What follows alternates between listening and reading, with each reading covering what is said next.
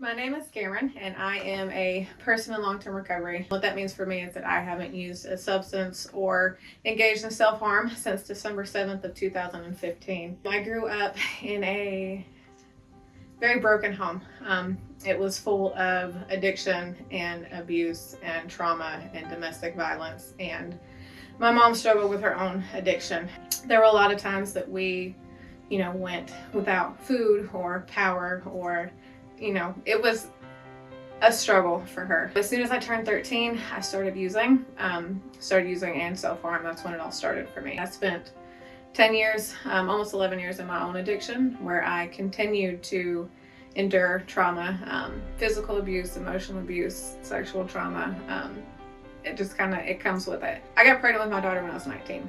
In 2015, I ended up doing the same thing to her that was done to me. As much as I didn't want to, I didn't know another way.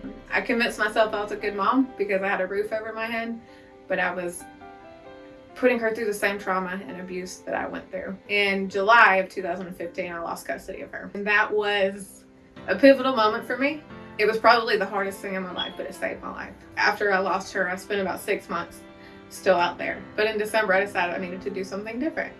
But I was afraid because the one thing about it, I feel like, is people talk about addiction and they talk about the problem, but nobody was talking about recovery. I didn't even know what that meant. Like, it wasn't real. To me, rehab, you go for 30 days, you get your tolerance, you come back. Like, it wasn't talked about. So I was terrified, and I was giving up everything that I had known. I didn't know who I was without it. So I did that. I went to residential treatment. I spent 6 months in there and then did 6 months of aftercare. I graduated that program, and it changed my life in more ways than I could have imagined. But what it took was a community of support. My family had to support me, community had to support me. I had to go into treatment. I had to have resources after. It wasn't an easy thing to do.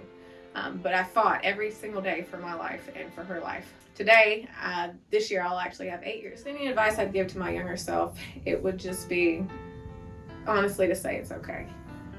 Give yourself some grace. It's not, whatever you're carrying isn't your fault. It was never your responsibility, and that'll be okay, and that you are loved, and just to take it day by day. I've been focusing on my advocacy efforts for the past 8 years for substance use, but recently it shifted, and that's how I've got connected with the Nichols Center. January 25th of last year, I lost my baby brother to a mental health crisis. And there's such a stigma around mental health and mental health with men especially, and he's a first responder. So how are you supposed to be a man with this career and say you're struggling and ask for help? That would destroy you. So my efforts have shifted to normalize that. It's okay. Ask for help.